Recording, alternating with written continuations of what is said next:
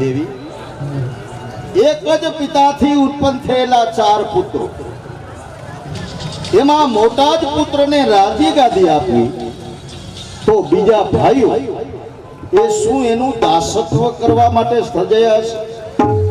અને આવું બને તો આ અન્યાય એ શું રઘુવંશને છાજતો છે? દેવી, જુદા લખ્યા છે ભાગ્ય, જુદા લખ્યા છે ભાગ્ય, પણ આ રાજ્ય કઈ જુદું નથી. ન્યાય ભૂખા આ રામને કોઈ ઊંચ કે નીચું નથી.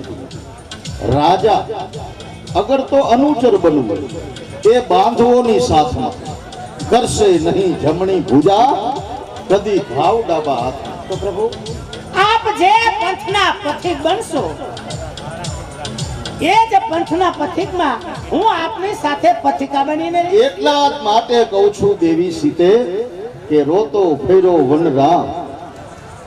અરે રોતો ફેરો વનરામ દેવી, આ પ્રણયને કારણે લંકેશ મારી અને યુદ્ધ રોયું.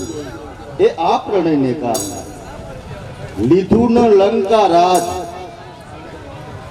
લીધું ન લંકા રાજ. રામે આ પ્રણયને કારણે એમ ગાશે આ જગત તુજ સાથ. પ્રેમે આ પ્રણયને કારણે રામ સીતાના નામથી, અરે રામ સીતાના નામથી ઉતરે ભવનો પાપ. એમ સ્મરણ તમારા નામનું કે આ જગતનો ઉદ્ધાર.